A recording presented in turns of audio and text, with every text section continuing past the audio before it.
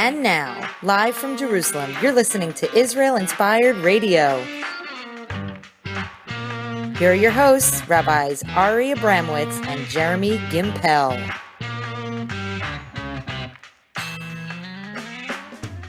Shalom and welcome to Israel Inspired on the Land of Israel Network with thelandofisrael.com. Ari Abramowitz here with my Rebbe, my best friend, my commander in the army, Jeremy Gimpel. How are you, Jeremy?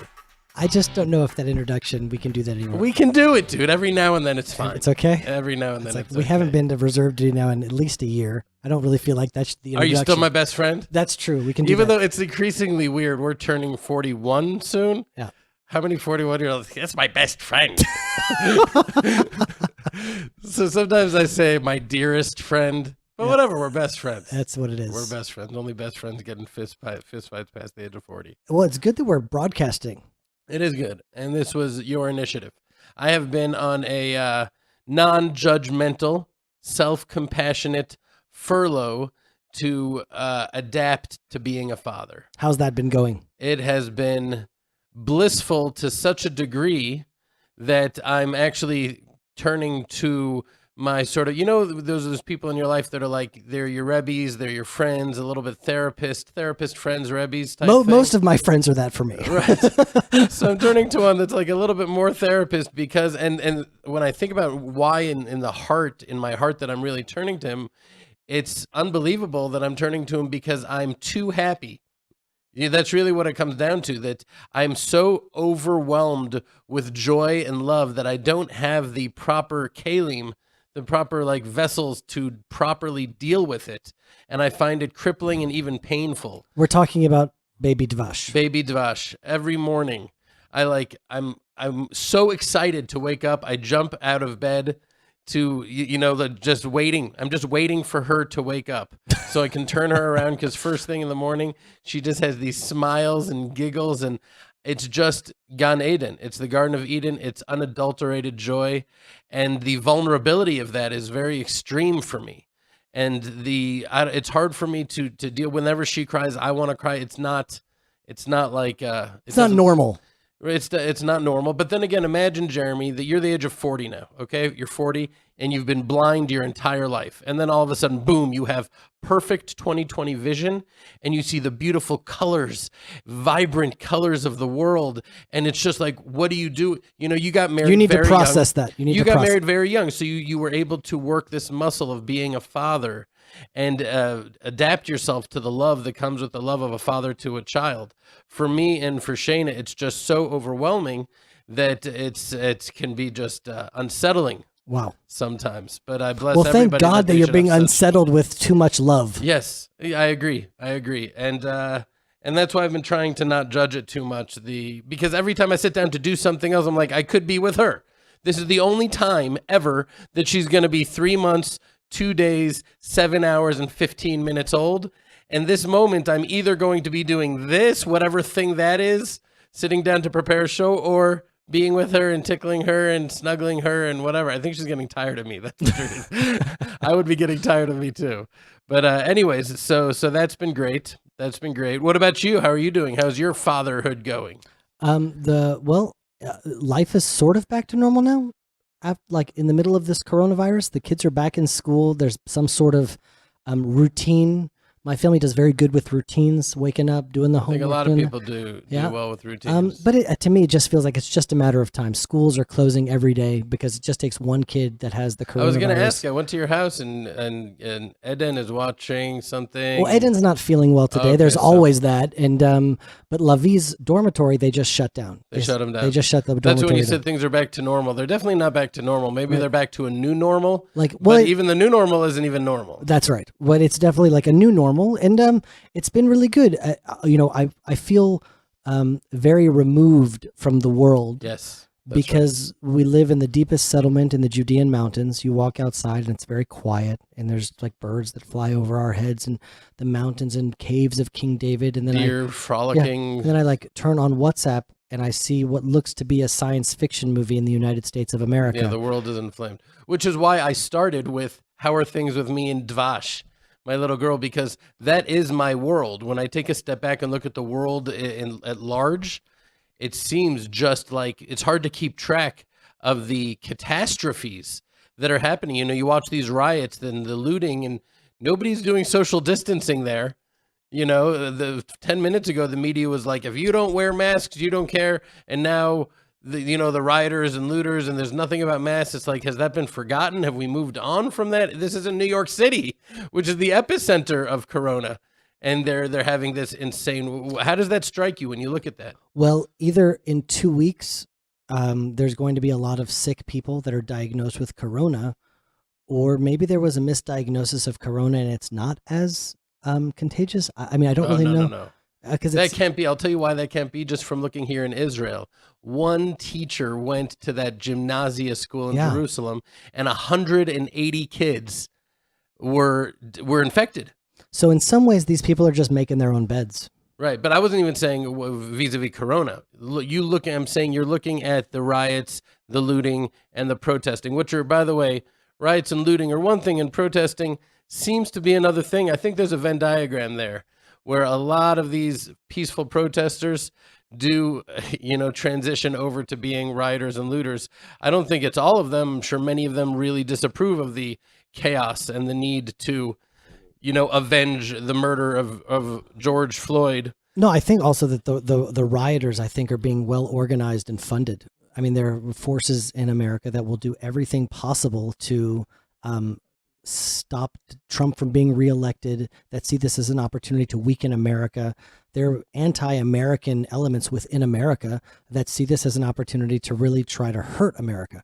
And so these are not spontaneous riots that are happening. Well, I'm also not sure about, I agree with you on both fronts. I think that they are being organized and funded, but I also think that you don't have to incentivize too much, the wiping out of a Rolex store in downtown Manhattan. I think people are incentivized enough to do that. Yeah. But the irony is that, the pretext of this George Floyd okay, listen, everybody who saw this video agrees that this cop should be put on trial for murder and put in jail at least for the rest of his life. Everybody agrees to such a thing. But for some reason, it's being used as this pretext to say that all of America is racist. And even though just last year, 235 blacks were shot by police officers out of 30 million blacks. And they're saying it's a death sentence to be a black man in America. It's obviously not the case. But the way that Americans, policemen, mayors, leadership, former President George Bush are all coming and saying it's time to listen, and America is institutionally racist down to the core. I just don't understand why they're giving credence to this lie.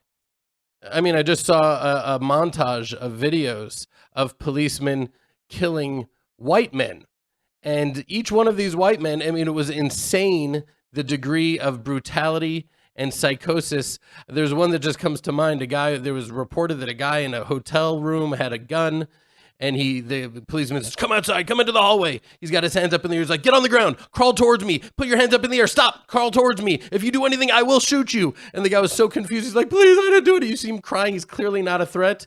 And then the cop shoots him and kills him. And it was so crazy a thing, but it was a white guy, so it's not an international issue. It's not about riots and looting, but because this is a black, what I'm saying is that it's not necessarily a race thing. It may just be a terrible, evil cop, and he would have done this to anyone, or it may have been a race thing also. No, it's irrelevant what this cop did or why that cop did, but I feel like there's clearly some sort of underlying reality that's coming out, meaning these riots and this burst of anger and rage and looting, that's like, there's an infection that was underneath the surface and the pus is just coming out now. Right. It's not like this is happened because of this one cop in this one case. That was just like the impact of the coronavirus, the lockdown, the economy. People are already just charged. It's like a tinderbox. Someone just threw a match and that just but lit the the whole came thing out. on fire. Look at the infection. It's about race. It's about, we just have, sometimes we have these soldiers come out to the farm and they go in the pool, and there was a group that came out here of, most of them were like white-looking Ashkenazic soldiers, and there was 2 Ethiopians there. And they were in the pool, and we were all just talking and hanging out, and they were making fun of each other's races.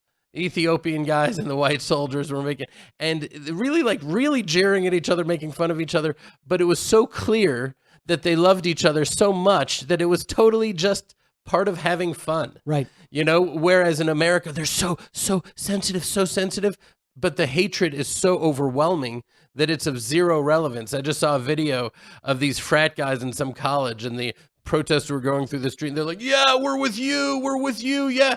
And then they have these huge boulders thrown at them, shattering the windows of the building that they're in. They're screaming, why are you doing that? We're with you. We're on your side. We're on your side. And everybody's trying to signal to these looters that they're on their side, and it's false. And it's short term, it feels good. Short term, it feels good to say, yeah, we're with you. There's a legitimacy to your claim. But really, long term, it's saying, yes, there's legitimacy to your claim, which there isn't. I don't believe America is a racist country. It's just the statistics don't show it. What I know of America doesn't show it. The last president was a black guy elected a majority. It's so crazy an assertion, but by saying, yes, we understand your pain and your rage, you're actually fueling the fire on a deeper level, which is why I want to actually, maybe we won't touch on it now, but I want to carry that over to what I saw happening with the sovereignty thing, with sovereignty and annexing Judea and Samaria. Okay. Because there were a lot of settler leaders that were saying, yes, it's a good idea, we should do it. And then they were whispering behind their back, see, the Palestinians, the Arabs, they're not going to accept it anyway, so pragmatically it makes sense to do. No, are you actually saying that you're okay with surrendering 70% of Judea, the heartland of Israel, and because the Arabs are going to be intransigent, you're going to say you have no problem with it and let's just annex? Because even though pragmatically, short term, it feels good and it may make some sort of sense in some distorted, twisted mind, in reality, just by saying you're willing to surrender Judea to be a Palestinian state, you have now lost, and the Arabs have won, and they realize that. And we don't, because we're such pragmatists. And I know that I'm actually talking to you. Yeah, you're talking to me. I'm talking to you. That's fine. Let's have the debate. I want to have the debate. We're online now. We're having the debate. I'm excited about this. Here are my thoughts on the issue. I totally reject the idea of a Palestinian state. But if I see an opportunity to apply sovereignty in Israel, anywhere in Israel, take the money and run. Notnim tikach. That's a lesson that I learned in the army. Let me finish. If someone offers you a day off in the army, you don't ask questions. You take the day off because who knows what tomorrow will bring. So many times we had to make a choice in the army. Should you get out this Shabbat or next Shabbat? I can get out this Shabbat. I'm getting out this Shabbat. Who knows what will happen next Shabbat? Maybe we'll be called to Gaza. Maybe something will happen. We have an opportunity right now to apply sovereignty to 30% of Judea and Samaria. Take it. Take it. Wait, we've applied sovereignty to the Golan. We've applied sovereignty to Ramot. We've applied sovereignty to Gilo. We've applied sovereignty to many different places inside Israel without applying it to all of the territories liberated in 1967. And that to me is like proof that if we have an opportunity to apply sovereignty to more land in Israel, that doesn't mean that a Palestinian state is going to now arise. Well, that just means that we've now applied sovereignty. If we're able to take the proactive stance and apply sovereignty, first, that will stop any sort of disengagement. You can't then disengage from Tel Aviv because that's already sovereign Israel. And so if we actually apply sovereignty to the Jewish communities that already exist, that's already a victory. We got a victory. Let's take one step forward towards victory. It doesn't mean that I have to declare that I want a Palestinian state. I'm just looking at the positive sides. We can apply sovereignty. The Palestinians, anyway, who knows what they're going to say? Who knows what they're going to do? But if Israel takes the proactive stance of saying applying sovereignty, win. Do it. Okay. It is Thursday, June 4th. 13 minutes and 46 seconds into our podcast. I want to do a timestamp because you're going to be eating your words, not on an ideological level, but on a very personal, real level. You're going to be eating your words and you're going to so deeply and profoundly regret that you said that with that sort of, and you know I love you, this inane analogy to being in the army and take the Shabbat when you have it. In order to leave for that Shabbat, did you need to say, my mother is not my actual birth mother. She is, and I'll sell her into white slavery if I don't go into next Shabbat.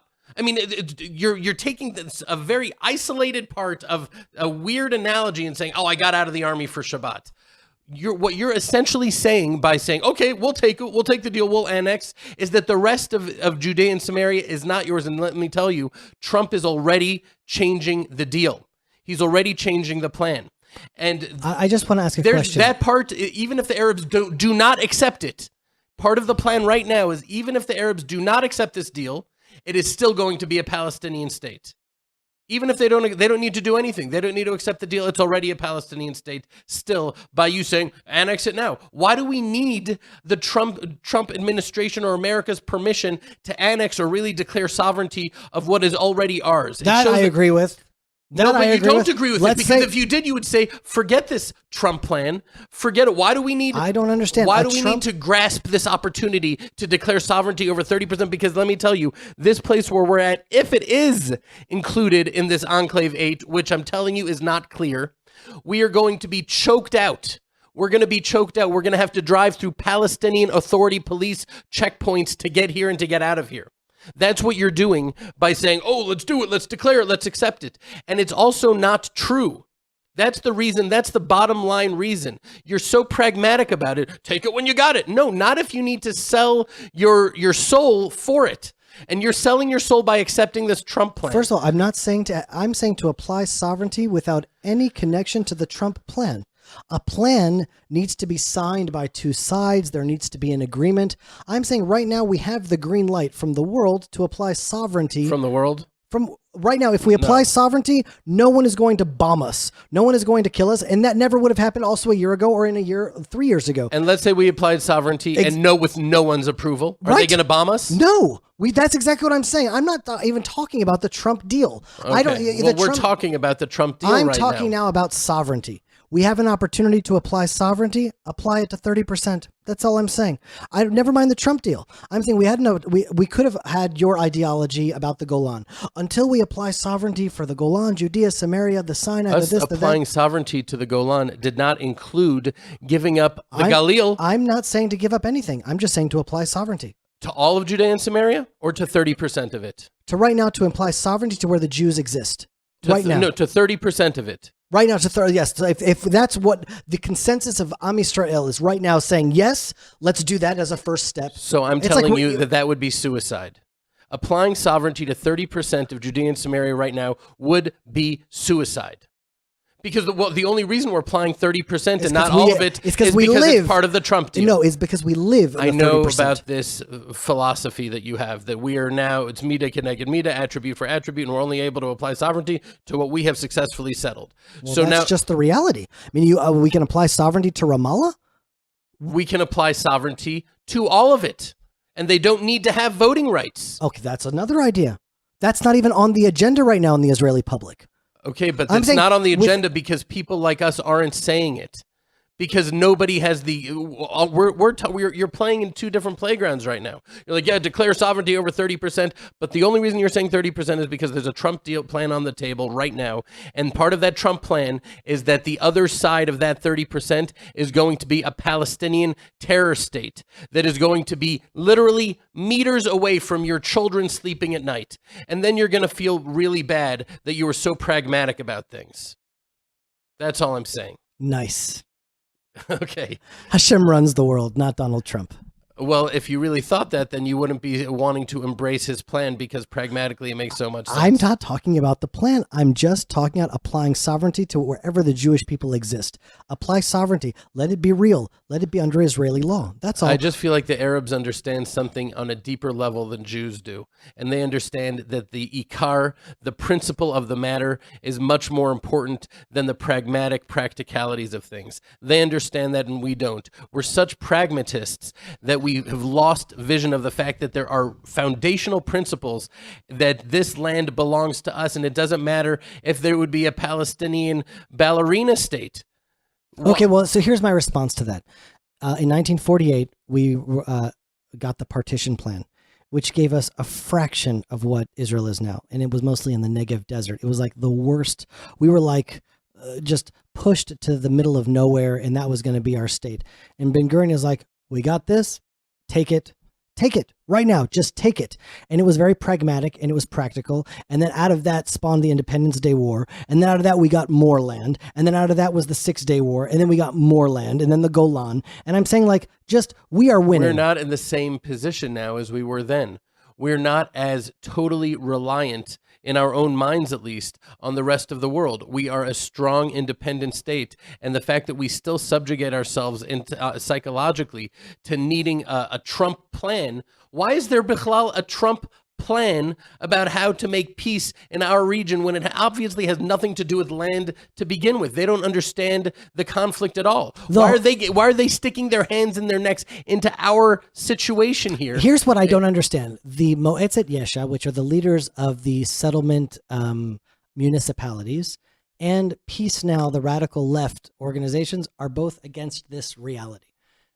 Trump plan. Yes, that's perplexing to me. Just that fact alone makes me sort of want to do it just because of that reality. I cease to be able to understand you. The fact why that is Peace Now settler leadership is against it, well, the makes you want to be for it? Well, Moetzet Yesha was for the Hitnatkut, was for the disengagement. They supported the disengagement. The leaders of the Judea, Samaria, and what was the Aza councils actually aligned themselves with the government. Most of them did. The vast majority. The leadership did. And then here we have now Peace Now. I just feel like if Peace Now is against it, I'm for it. What is up with that? How do you explain, if there's going to be a Palestinian state, which was really what their entire life's mission was, why are they against it? Because they are aligned with the Arabs. These Jews in Peace Now are on the same boat as the Arabs. And the Arab intransigence, the Arabs saying, no, this is about principle. This is about justice. All of this land is ours. The Jews get nothing. And Peace Now is in the same boat there. I just feel like I don't understand you sometimes when it comes to this issue. All the way back. I remember back when our friendship was very, very, very young and you were for Oslo. Oh, it's true. It's the same fabric. I was 19. I was brainwashed by the media. You still are, obviously. No, I don't watch the media anymore. I just say we have an opportunity to apply sovereignty to Israel. Apply it. That's it. I don't have to recognize a Palestinian state to apply sovereignty. I just apply it. To me, that seems like a win. It's like a positive step forward. In the end, why do we have more of an opportunity now than we did a year ago? Or 2 years ago? Why do we have more of an opportunity now than we? You're saying if we have an opportunity, what is this opportunity that you speak of? Let's just hold it here. Okay. What is this opportunity? You said we have an opportunity. Who is giving us this opportunity? No, you're saying the Trump peace plan. I'm not saying the Trump peace plan. I'm saying that Am Yisrael, the nation of Israel, in polls across the board, the majority of the Jewish people want to apply sovereignty to Judea and Samaria right now. So I'm saying, okay, even if it's only Area C right now. And that's different than it was 5 years ago? 5 years ago, that's true. You're absolutely right. 5 years ago, most of the Jewish people did not want to apply sovereignty to Judea and Samaria. I don't think that's there were true two-state either. solution, the Obama administration. You're just wrong. That is just simply not where the Jewish people were at that time. We were considered absolute fringe, and our fringe Zionist views have become very much mainstream in when Israel. you said we have an opportunity now, you were not saying having anything to do with the Trump plan. You're saying because I don't even know what the Trump plan is because it keeps on changing all the time. I'm saying we have an opportunity now with the elected government of Israel, with Benny Gantz and Bibi Netanyahu, to apply sovereignty in where the Jewish people settled in the land of Israel. Apply it. Let the cards fall as they may somewhere else. That doesn't mean that we're declaring a Palestinian state. Or if you were saying that about all of it, that's one thing. But you're saying about 30% of it. That's right now. That's where the Jews are. So apply where the Jews are. And then in 3 years from now, if more Jews settle deeper in, we'll apply it there. Okay, I'm just saying we don't need to dwell on this for an hour. But I'm just saying that if someone kidnapped your daughter, God forbid, and said, I'll give you both of her legs, take it. Take it. Have an opportunity to do it. All I'm saying is take it. When I was in the army, there was okay, great analogy. That's the same thing. Okay, all right. Well, let's move on. I would like to hear what the listeners have to say about this because I think it's a good argument. There's something very pure and idealistic about yours. Something very practical. We should about actually mine. figure out how under the show to put a vote. Yeah, a vote. People can vote. And if you lose, I pie in your face, and we film it and upload it to Facebook. And if I lose, you can pie me in my face. The problem with that is that I'm on a diet right now, and I would enjoy it. Lemon meringue. I just love lemon meringue pie. Okay. And by the way, tonight, just to let you know, I'm doing an all-night hike from here to the Dead Sea. That's beautiful. It's an 8-hour hike. Wow. Are you proud of me? Well, it actually is. That is the path that King David, if you're leaving from our farm, that's literally the path that King David took to get to En Gedi. And that's where he was captured inside the cave. It's like you're walking through We're in the area. We're a little north from here. Well, just all around these Toccoa. areas. These were his stomping grounds. I'm really jealous of you. That is really beautiful. Can we just shift for a second to your fellowship? Yes, I wanted to. Yeah, so let me just give a little preface to the fellowship, and we're going to go right into that because we've been talking now about. I just feel like the whole world right now is sort of like shaking. It feels like it's exploding. It's like it's almost like radioactive material that's not stable. That's what it feels like to me. Like the world is not stable right now. And the sovereignty now in Israel, are the Arabs going to riot, mimicking the rioting in America over the sovereignty? No one really knows how things are going to unfold. And I'm just looking around like, how did all this happen? There's some sort of invisible thing, let's call it the coronavirus, that has just totally discombobulated the entire world. The mighty empire of the United States, the most powerful economy in the world, the most powerful military in the world, they can't stop Washington, D.C. from going up in flames, and Manhattan. What an illusion the mighty power of these massive countries are. Literally, a invisible thing that you can't even see has totally shaken the world to its core. It's really remarkable to see that it's like some sort of reordering and realignment is happening, and out of this chaos around the world, this fellowship was born. That's the way I feel. It was like an invisible reality that totally 1000% guided me to that direction. And all of a sudden, as people are demonstrating and separating around the world, it's like a different kind of demonstration. And instead of separation, it's like a unity. 23 different countries.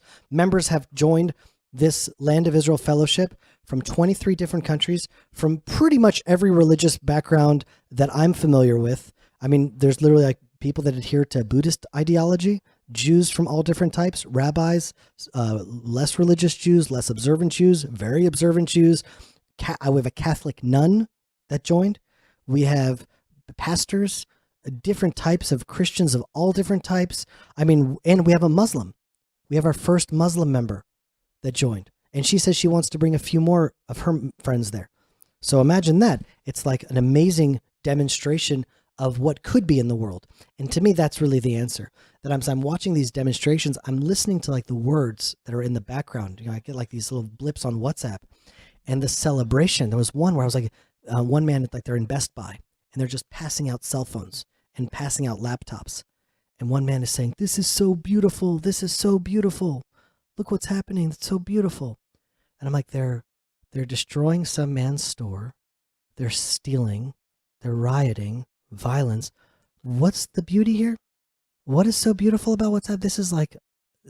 It's like Noah before the flood. That's what it looked like to me. Just absolute Hamas.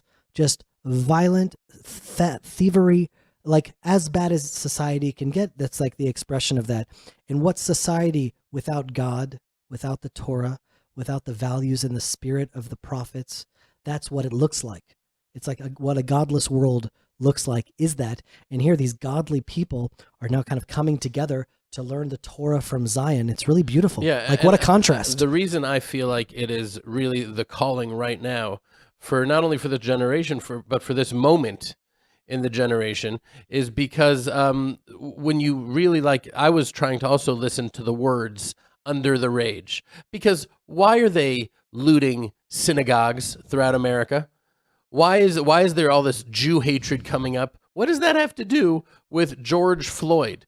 That there's all of this rage and hatred towards Jews and eat the rich. There's they're chanting, eat the rich, like consume them, like destroy the rich. Because there's this philosophy that any sort of inequity is the product of inequality. Inequity equals inequality, and that's just not true. Because, for example, when I saw this, the fellowship coming together, right? We both agreed that this was a great idea, but Hashem has given you specifically a certain gift when it comes to the ability to multitask, see a greater mission, bring it all together. And I was watching you, and at a certain point you were like, Ari, I just got to take this thing on. Okay, you'll come on board when and if it's right, but I just got to take this on and do this. And I was looking at you, I'm like, you know what? I'm inspired by that. I don't necessarily have the same skill sets, but Hashem has given me a very unique skill set too that's different than yours. And if I say, how do I use my skill set to serve Hashem, to bring light into the world, then that's what we need to do. But when you don't believe that there's a God, then inequity equals inequality. One of the 10 commandments is thou shalt not covet. How can you be commanded to not have an emotion of coveting your neighbor's wife, your neighbor's money, your neighbor's anything? Why can you not covet? And I think that the answer is because God gives you exactly what it is that you need with your skill set to be able to serve him. And service of God is the greatest joy, the greatest pleasure. It fills you up with light and love and mission and purpose. And that's what's lacking in America right now, and that's what's lacking in the world right now. So this fellowship to me is so important because it's bringing everybody together, just like you were saying, right? The Tower of Babel. Everybody is throwing bricks at each other's head. It seems like they should be united, right? But people are killing each other because what's bringing them together? What is bringing them together? Darkness, evil, Jealousy. But what is able to truly bring people together at the core is God. That's what, even with different languages, we've spoken about this before. In 1948, Jews were coming back to the land of Israel from all over the world. We are seriously, overwhelmingly outnumbered by all of the Arab countries around us. We spoke different languages in the same army, speaking different languages, and we're still able to prevail because of what was bringing us together. So that's why I think that this fellowship is a really beautiful thing, and I believe it's going to sprout and flower into something truly beautiful. Well, to me, it's like, this is the time that people really need to be strong. It's time to really build like an ark. A flood, it started to rain. The flood waters are coming right now. And so people really are going to need to be strong in their minds. They're going to have to enhance their faith. They're going to have to deepen their understanding of Tanakh, because all of this is unfolding. It's really a theater that is unfolding God's plan. And one of those pieces to the puzzle is the Jewish return to the land of Israel. And I'm wondering what else needs to happen to the Jews in New York for them to finally get on the phone and call Nefesh B'Nefesh. A global pandemic? How about a global pandemic where the most dangerous place to be is New York? That's not enough. How about a lockdown? What about an economic disaster? Rioting in the streets, violence, Jewish synagogues being vandalized? Like at one point, the Jewish leadership in Brooklyn had to issue a directive to all of their people: stay inside, lock up your houses, bolt up your houses, do not leave your homes. They were not able to leave their homes, not only because of Corona. They weren't able to leave their homes because of the looting. I'm just wondering, at what point do they kind of look over to Israel and they're just like, oh, Israel is a better life. It's where I'm supposed to be. It's where I should be. It's where I'm commanded to be. It's where the destiny of my people is. It's where I will eventually end up, me or my children, one way or another. And there's still this window of opportunity that you could get out right now and make it to Israel like a king. Yeah, it's not, I know that for years we've always been saying that Israel is a place of vibrancy and joy and life and love, and that's why you should come here. But it's also an issue right now of survival, not long-term, but short-term survival in America. Okay, Jews are afraid. Jews are afraid in America, and I'm speaking to them, and I'm like, what about the looting that's going on? Jews in Brooklyn, it's not on my street. It's not on my street. How long is that going to last, that it's not on your street and hence everything is going to be okay? No, brother, once it's on your street, it's too late. I don't understand. What, you're waiting for the knife to actually be on your neck and your family to be actually endangered? You're waiting for it to come to your street? I don't understand that. Now is the time to get out before the knife is on your neck. Why the Jews only want to wake up at the very last second. And the thing is that it's not like my head is in the sand and I don't have friends and family who have, law practices, who have jobs, who have careers, who have friends, who have communities. Uprooting yourself and going across the world to the Middle East and living in Israel, not an easy ask. Not an easy ask. It's a very, very difficult transition, but it's absolutely what needs to be done right now. And, I know it's not PC to say, and I'm always conflicted about it because every time I say something like this, I get such a mouthful from so many people about how could you do that and how could you say that and this isn't the time to judge and can't you say nice things and whatever. But you started it. I started what? You started with that. How long are the Jews in New York? You started. I'm like, Well, okay, I'm we're just saying, going there. like, meaning I also have like a little bit of like a vision that's rooted in the Tanakh. And I saw Rav Nachman Kahana brought just a beautiful teaching based on the 19th chapter of the book of Isaiah.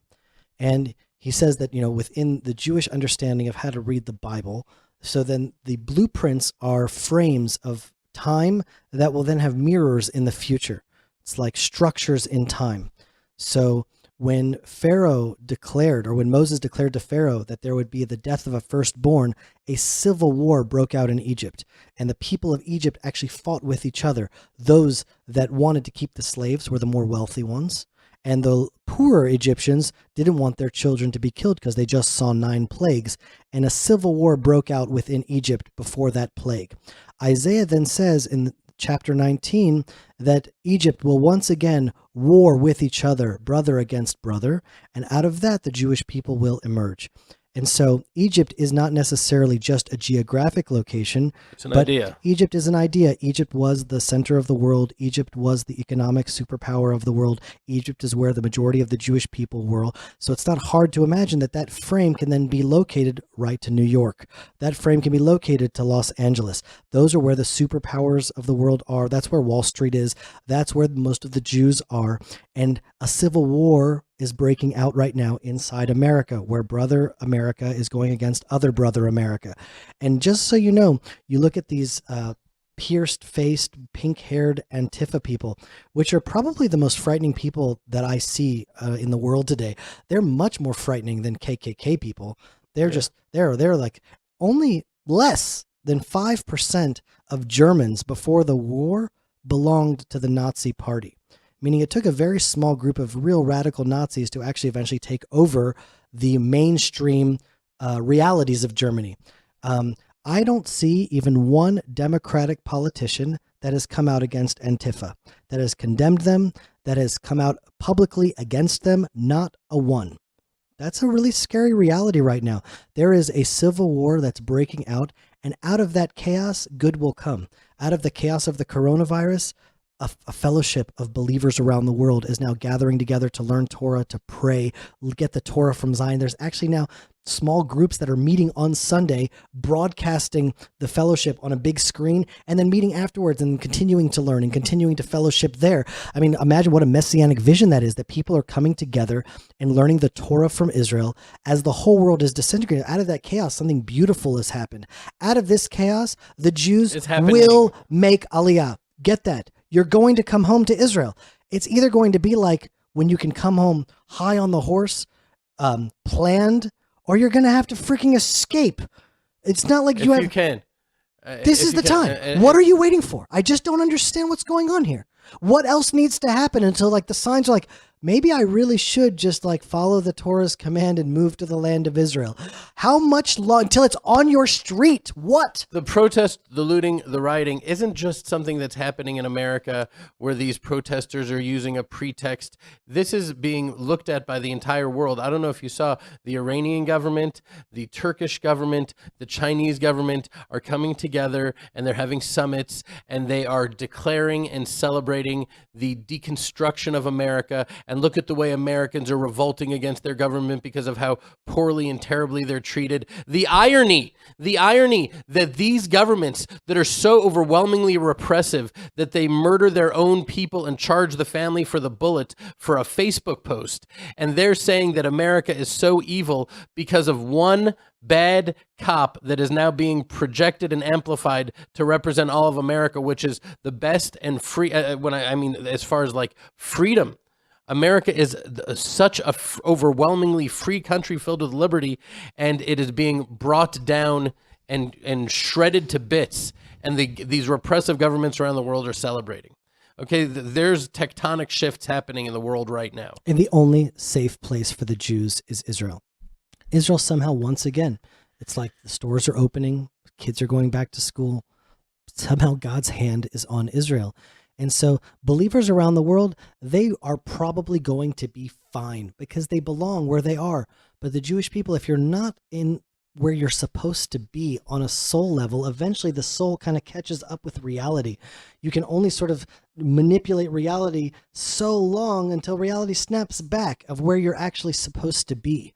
And so that's my last message, is that come home and stay safe and come back to Israel. All right, where can people sign up for the fellowship? thelandofisrael.com/fellowship. You can probably go to landofisrael.com. There's probably like a poster there, but if not, thelandofisrael.com/fellowship. The next one. What do they get? They get it all. They get, first of all, I mean, I've become a much better person since this fellowship has started, by far. I'm praying now for, I don't know, dozens and dozens and dozens of people. I ask them for that. And it's really like, that is a whole other reality that's opened up in my world. That like these people are sending in their prayers, and I'm like going outside, and I'm literally like reading their prayers before God in the mountains of King David. I'm praying a lot more now because I have these, I've never in my life prayed for so many people. And so it's just, people are asking questions, like it's an ongoing fellowship, meaning there's a gathering where we're like praying together, learning together, Sundays live. But because we have members from Alaska and New Zealand and Hawaii and Hong Kong and Europe, it's not like everyone can make the live session. That's practically impossible. So then many people are following it up on Monday or Tuesday or Wednesday, and then people have questions and they have prayers, and it's like an ongoing, growing relationship. And I think that's really the key, because clearly this is not a religion, because there's Buddhists and Jews and Muslims and Christians and this whole weird... It's a God thing. It's a relationship. It's a God thing. It's like people are just trying to figure it out. And it's like a step away from organized religion and really a step towards relationship. And so there's so many people that are just in this chaos trying to figure out what is their place in God's plan. And probably it's not in a denomination of some religion. It's probably going to be with their very specific task and a very specific role and a very specific calling. And without being tuned into that in your own personal life, how are you going to figure anything out? And like out of this chaos, this amazing fellowship of believers is being born, hard-rooted in the mountains of Judea. What could be more messianic and beautiful than that? Good last words. All right, friends. If you agree with me on the sovereignty move, I really want to know that. Jeremy at thelandofisrael.com, Ari at thelandofisrael.com. I would love to hear your thoughts. As would I. Shalom, my friend. The Land of Israel Network is your connection to Israel and the Jewish world. Listen to our show hosts, Ari Abramowitz, Jeremy Gimpel, Eve Harrow, Josh Haston, Shlomo Katz, Mike Foyer, Yishai Fleischer, and more. Keeping you up to date on news, politics, and spirituality. That's the Land of Israel Network at thelandofisrael.com. Broadcasting the truth